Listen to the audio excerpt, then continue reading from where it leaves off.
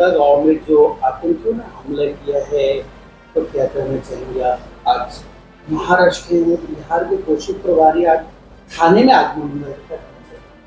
देखिए, पूरा देश दुखी है, क्योंकि कश्मीर के अंदर जो भी लोग गए थे घूमने के लिए गए थे, और कश्मीर का जो अर्थव्यवस्था है, कश्मीर का यदि मैं बोलूं कि एक एक घर में रोजी रोटी टूरिज्म से मिलता है।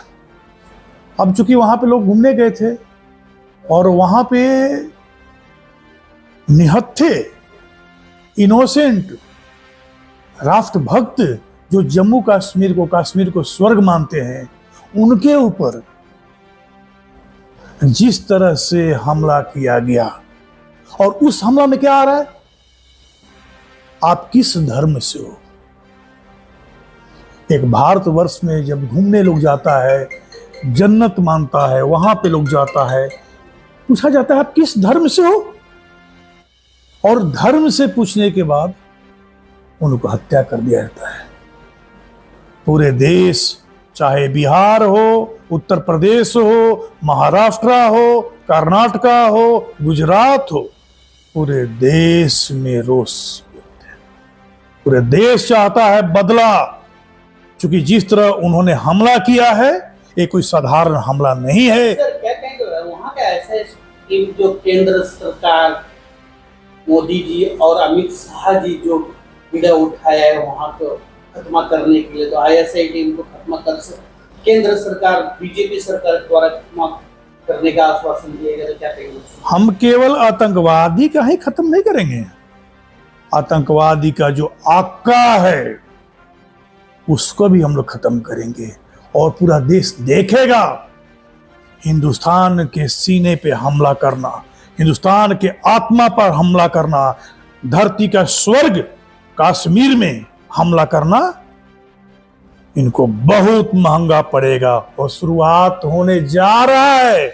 मैं केवल आतंकवादी का ही नहीं, आतंकवादी को पनाह देने वालों को भी बर्बाद करके रखेंगे। जैसे कि सर कहा गया था 370 हटने के बाद में श्रीनगर कश्मीर के अंदर अब लोगों के लिए बहुत सी सुविधाएं की गई, उसके बाद भी कहीं ना कहीं ऐसा लगता है कि गृह मंत्री जी का जो यहाँ पर जो सिस्टम रहा वो कहीं ना कहीं फेल हुआ है।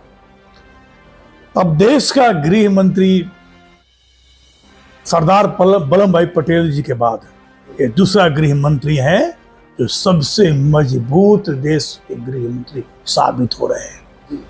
फेलुअर की बात कहाँ है, 370 के बाद तो वहां अमन चैन, और वैसे भी कश्मीर के लोग बहुत अच्छे हैं, मैं कश्मीर के लोगों पे उंगली नहीं उठा रहा हूं, लेकिन आतंकवादी को पनाह देने वाले, अभी तो एक आध दो घर बम से उड़ा है ना, अभी आगे आगे देखिए होता है क्या। आप साधारण मत समझिए, अमित शाह जी कोई फेलुअर गृह मंत्री नहीं है, देश का मजबूत गृह मंत्री है, देश का मजबूत रक्षा मंत्री राजनाथ सिंह है, देश का मजबूत प्रधानमंत्री आदरणीय नरेंद्र दास मोदी हैं। इस बात को ध्यान रखिएगा, देश सुरक्षित हाथ में है। 56 इंच का सीना लेकर हम लोग चलते हैं, हम लोग राष्ट्रभक्त हैं, और मेरे राष्ट्र पे, तिरंगा पे, या देश के किसी कोना में चाहे कोई हो, यदि थोड़ा सा भी कुछ करेगा तो उसका जवाब बहुत बड़ा मिलेगा। जैसे कि आज देखा जा रहा है कि वहाँ पर जो कश्मीरी जो लोग थे, उन्होंने वहाँ पर जाति को ना देखते हुए जितने भी लोगों पर अतिक्रमण लोगों ने हमला किया, उन्होंने किस तरीके से वहाँ पर पर्यटकों की सहायता की, उस पर क्या कहेंगे? देखिए, वहाँ का रोजी रोटी, मैं एकदम क्लियर, मैं कश्मीर घुमा हूँ, मैं कम से कम 20 बार जा चुका हूँ। वहाँ पे जितने भी लोग हैं, आप चाहे गुलमर्ग जाइए, सोनमर्ग जाइए, पहलगांव जाइए, कहीं भी जाइए, वहाँ का रोजी रोटी ही पर्यटन है, टूरिस्ट पे ही पूरा कश्मीर टिका हुआ है।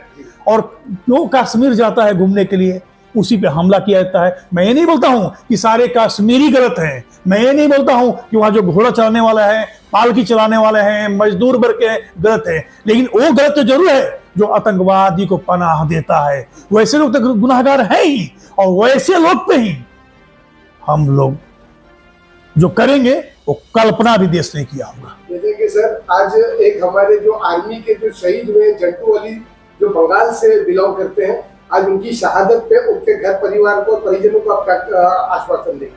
मैं भाई साहब एक पत्रकार महोदय बड़ी क्लियर करना चाहता हूँ, देश में हमारे जितने भी जवान है तो जवान को आप जाति धर्म में नहीं बांटिए। हमारे देश के जवान है और वो जवान मेरे देश के लिए, अपने वतन के लिए, अपने तिरंगा के लिए, अपने सम्मान के लिए शहीद हुआ है। उस सम्मान जो शहीद हुआ है उसके बारे में आप नहीं पूछिए, वो हमारे जवान है, इसलिए मैं सैल्यूट करता हूं। लेकिन जो गुनाहगार हैं उनको तभी आप तो ट्रेलर दिख रहे हैं, ट्रेलर ही कहाँ शुरू हुआ है? ट्रेलर शुरू होने जा रहा है, पिक्चर अभी बाकी है। मुझे कश्मीर ही नहीं, अब हमको POK चाहिए।